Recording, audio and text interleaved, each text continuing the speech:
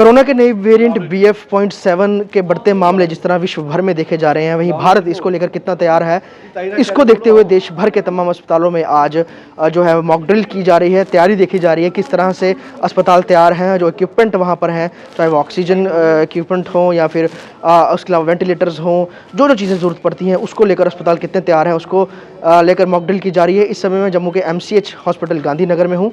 ये जो 3rd floor है इसका, ये पूरा कोविड जो फ्लोर है उसे बनाया गया है। कई सारे अलग अलग वार्ड्स हैं यहाँ, अगर आप देखेंगे ये तमाम यहाँ पे बेड्स लगाए गए हैं और इसमें जितने भी इक्विपमेंट्स हैं वो रखे गए हैं, जिसमें कि वेंटिलेटर है, ऑक्सीजन के जो रिलेटेड जो मशीन्स हैं वो हैं, और यहाँ पर एक पेशेंट भी रखा गया है, डमी पेशेंट, जिसको देखा जा रहा है कि जिस तरह से PPE किट पहने हुए तमाम कर्मचारी हैं अस्पताल के, अगर कोई ऐसी इमरजेंसी आती है तो ये कितने प्रिपेयर हैं और जो पहले की वेव्स रही हैं उससे सबक लेकर अस्पताल जो है कितने तैयार हैं।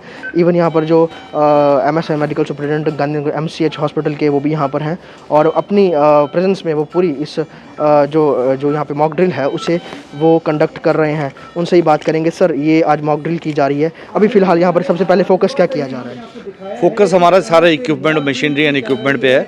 हमारे जो ऑक्सीजन प्लांट जो नीचे हमने स्टार्ट किए हैं, शाम तक उसकी हम प्योरिटी देखेंगे हर 1 घंटे बाद, और दूसरे जो हमारे मोनीटर्स लगे हैं, हमारे वेंटिलेटर्स लगे हैं, जो हमारी मशीनरी जितनी भी है उसको हम फंक्शन करके चला के देख रहे हैं ताकि वो पूरा फंक्शन हो।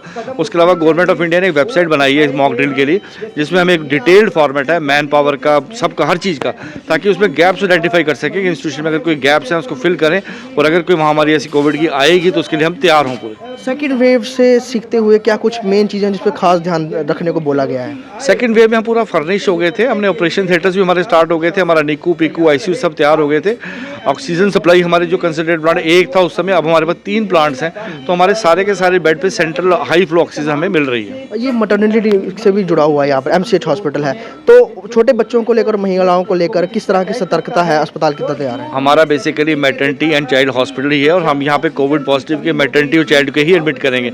उनके सारे, अगर कोई सिजेरियन रिक्वायर्ड है या उनकी अगर नॉर्मल डिलीवरी होनी है, या बच्चों को अगर न्यूनेटल ICU चाहिए या पीडियाट्रिक ICU चाहिए, उनकी पूरी सर्विसेज हमारे पास अवेलेबल है। उसके अलावा अगर कोई भी सर्जरी कोविड पॉजिटिव पेशेंट की परफॉर्म करनी, चाहे वो सर्जरी हो, गायनिक की हो, ऑर्थोपेडिक्स की हो, ENT की हो, कोई भी हो, वो इसी थिएटर्स में हम परफॉर्म करेंगे। जम्मू डिवीजन के जितने भी डिस्ट्रिक्ट्स हैं उनकी।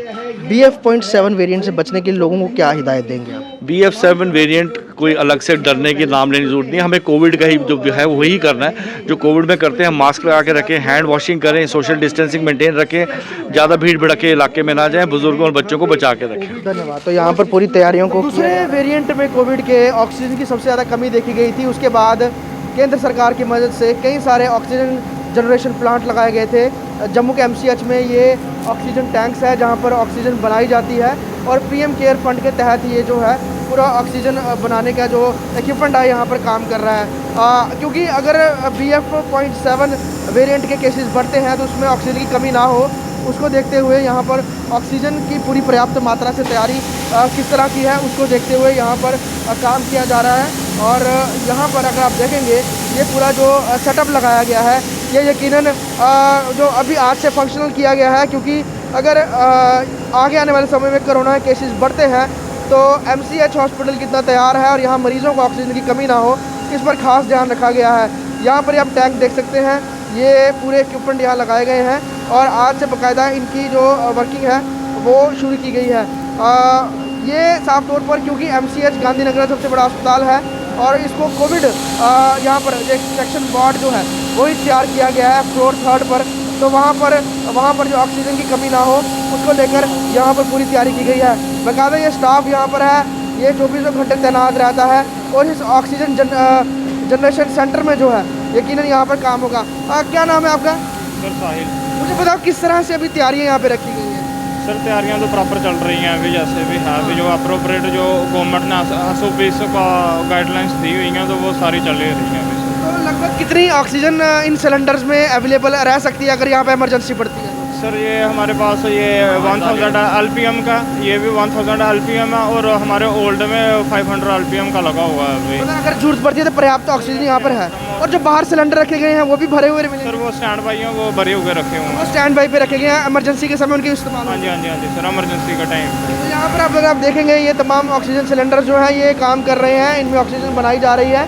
उसके अलावा ये ऑक्सीजन जनरेशन सेंटर जो है ये प्लांट ये पूरी तरह से काम कर रहा है। इसके साथ वो भी जो अस्पताल बनाए गए हैं वहाँ पर इन चीज़ों का खास ध्यान रखा जा रहा है कि ऑक्सीजन की कमी ना हो और मशीनरी जो है प्रॉपरली काम करती हुई वो नज़र भी आए और लोगों को कोई नुकसान ना हो। उसके अलावा यहाँ पर ये रिजर्व जो सिलेंडर्स रखे गए हैं, इन केस अगर इन सिलेंडर और ज़्यादा ज़रूरत पड़ती है तो ये तमाम सिलेंडर्स भी भरे जा सकते हैं और इनकी भी मदद ली जा सकती है। तो कोविड के नए वेरिएंट से बचने के लिए पूरी तरह से तैयारियाँ की जा रही हैं।